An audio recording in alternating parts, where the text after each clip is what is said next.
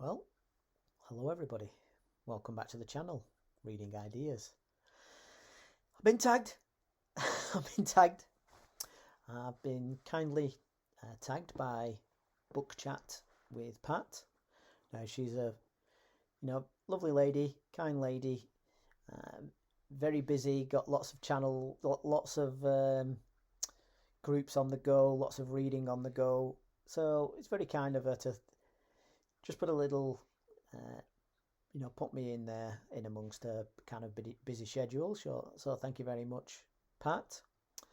Now this is the tag was originally created. It's called the Read Smart tag, and it was originally created by a collaboration between two channels, two readers it may concern, and Prose and Petticoats. So check those out and subscribe if you haven't already done it. Now, I've been through this a couple of times, and I've kind of got three different strands kind of going on. So when I answer the questions, it depends on which strand that I'm talking about. So this is all about reading. Now, there's three strands that I have going on this.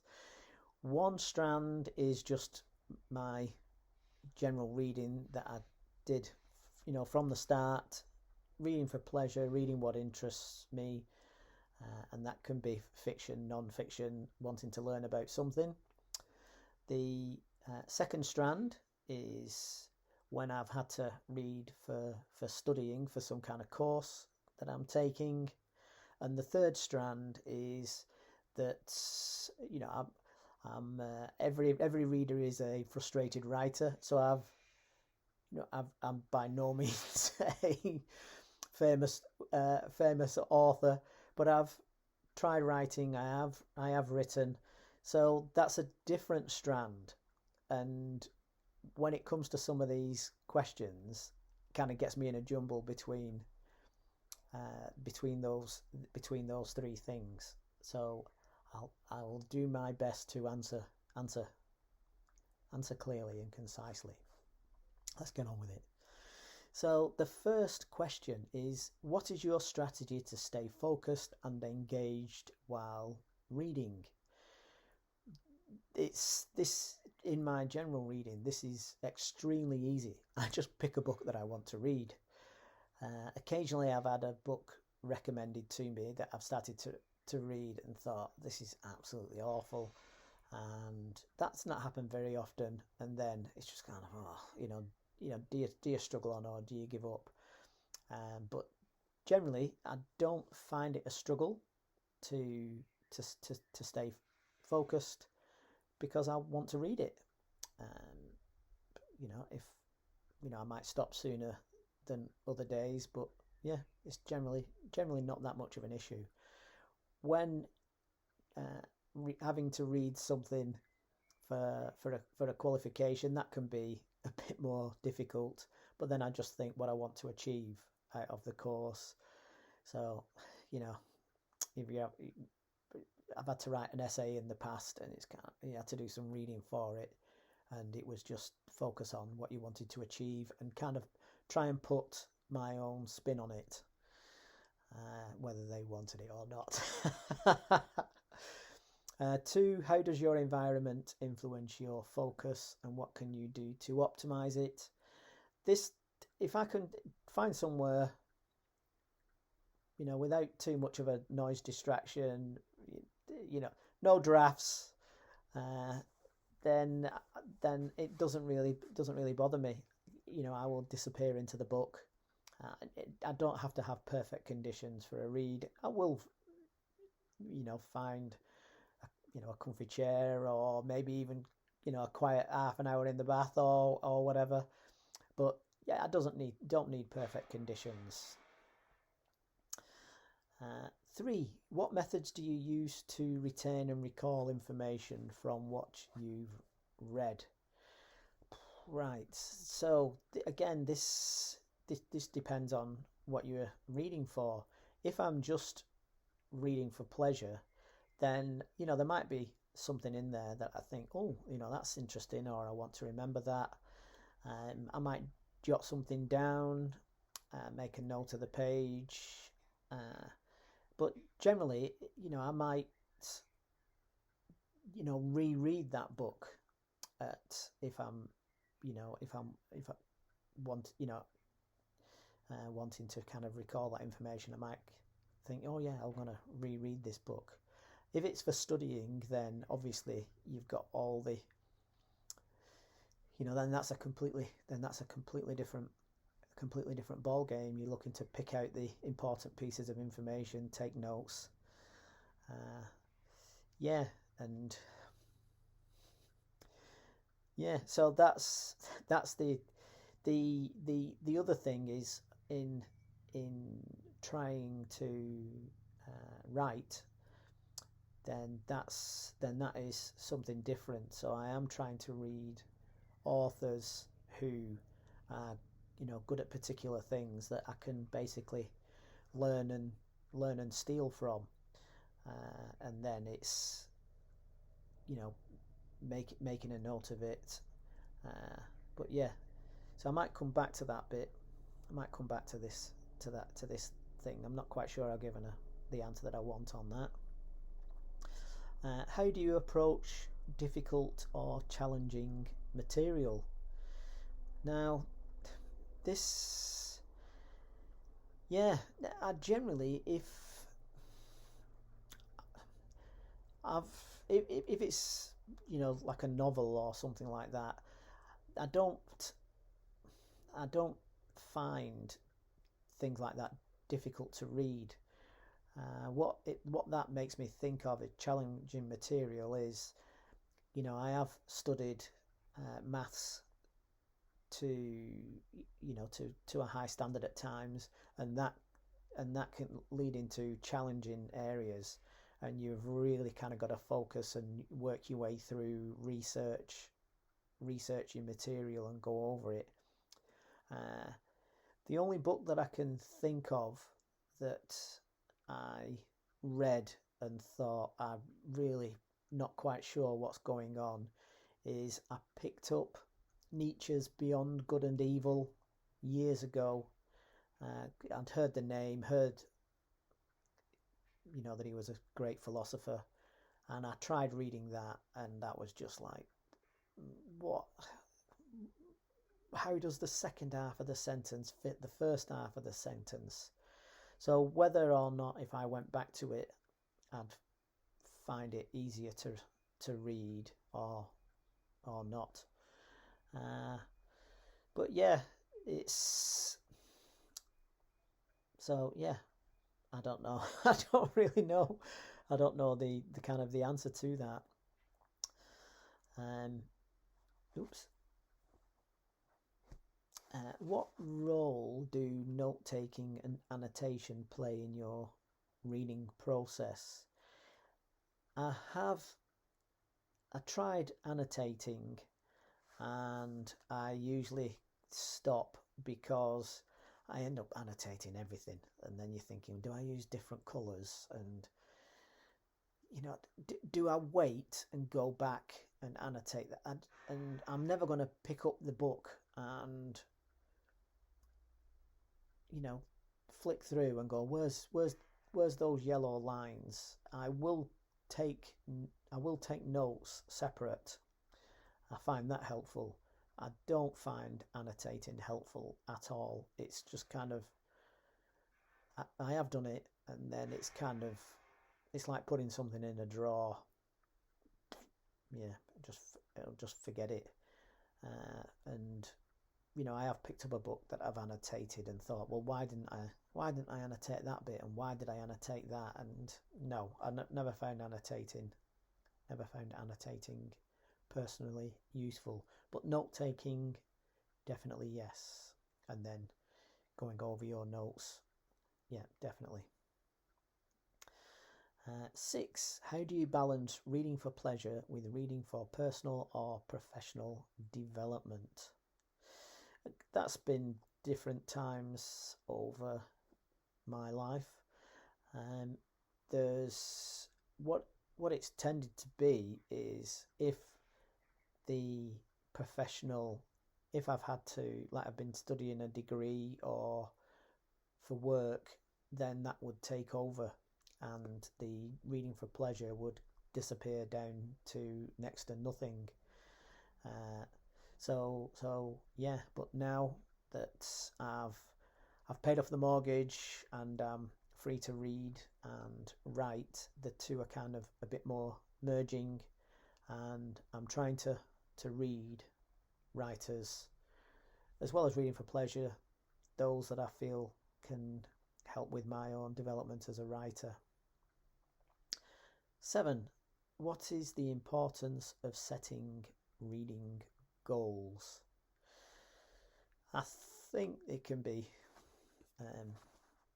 you know, massively important, but it depends what you want. You know, life's short. You'll be, you know, you're only 21 for a year. You're only 45 for a year. You know, time will go. So it depends. It depends on what you want to achieve. If you're just reading for pleasure, well then, so be it. If you're reading for a channel, well then you have to tailor it for that. But if you're, you know, if you are in business, you know, or if you're trying to be a writer, then you're gonna have to get on. You'll need a goal. You know, if you look at, you know, say a writer like Hemingway, he wasn't dawdling. He was absolutely driven and vicious with his time, with everything that he did. Everything was geared towards achieving what he wanted to achieve. So it totally depends on what your goal is. So if your goal is just to kill a couple of hours, then it's not a big deal. If your goal is you know, is to try and be the next Shakespeare, then you're gonna need a goal, aren't you, to get you there. 8. What are some strategies for overcoming reading slumps or lack of motivation? Now, I find this kind of a little bit of a strange question. Is there such a thing as a reading slump? What I mean is, if you don't want to read, you know, some people don't read ever in their lifetime, and they you know, they can go out about their business and be quite happy. If you're setting yourself a target to read 100 books by the end of the year, then you might enforce a reading slump. So but that's kind of making reading a chore. If you want to read, read. If you don't want to read, don't read. To me, it's not a slump. You just don't want to read. So, but you know, if you have a, you know, a booktube channel that's a business, and you need to be reading everything that's pumped out new, and you need to be pushing certain things and agendas, then you might end up in a slump. But then you're not reading for pleasure; it's a job. So, yeah, I don't know. To me, it's a different. That's a different thing.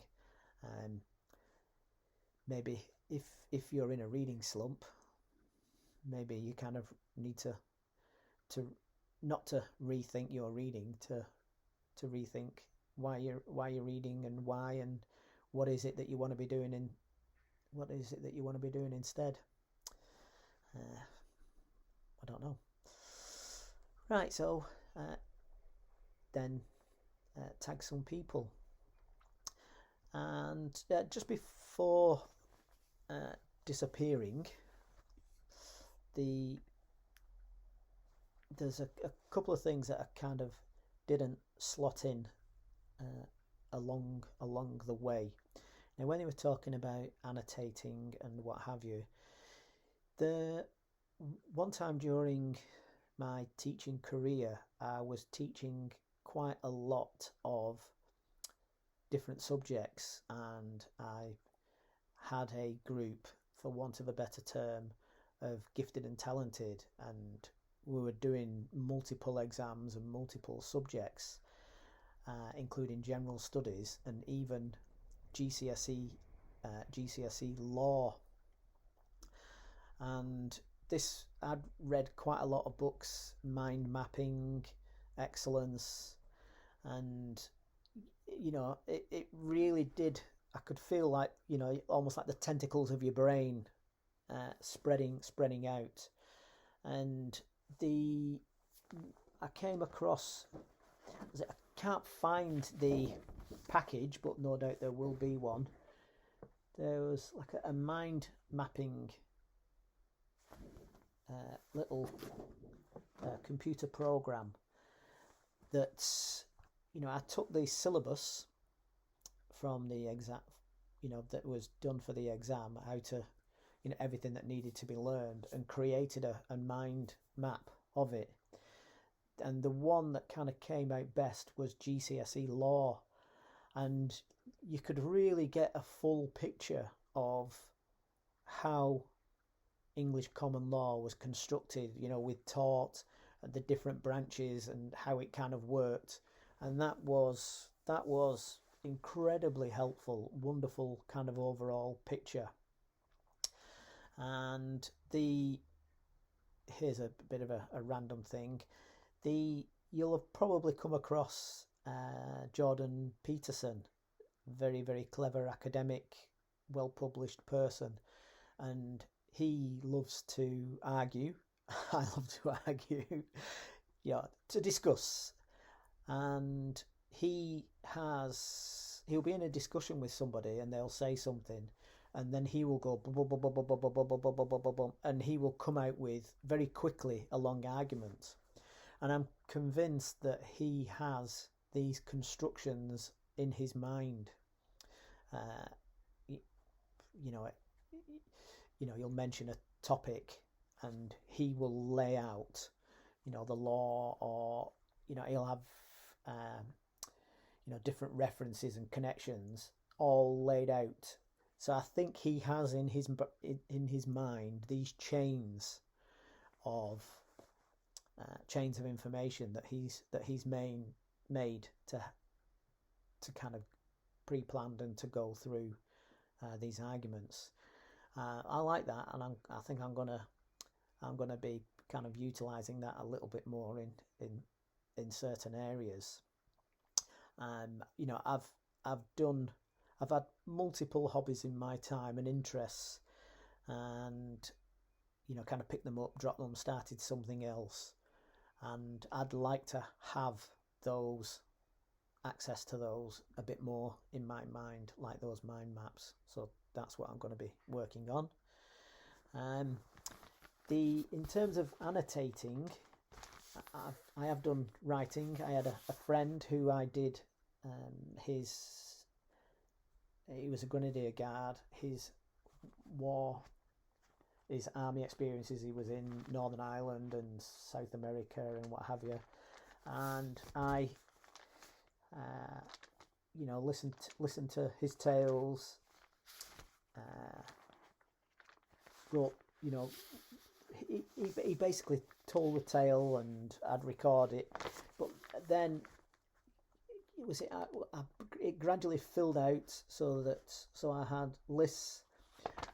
Then I decided to write them on these little sticky things, because he told me them in different orders at different times, and I'd kind of grouped them in Northern Ireland, South America, and so that I could take them off, move them around. So that I found extremely useful. So it wasn't kind of like an overall construction, but it were just kind of like random stories, then grouped together, then put in an order, and then kind of like the books kind of came later. So yeah, I don't know if that's sort of annotating or whatever, but I don't know if that will help anybody. Yeah, I found those extremely extremely useful, and it just filled out and filled out and filled out and ended up into three books: Basic Training, Northern Ireland, South America. Yeah, so yeah, I am prepared to work hard. I am, definitely. I mean, look at that. And then yeah, so I don't know if that will help you. So those little sticky things, so you can move them around. Oh, I didn't half waffle on there.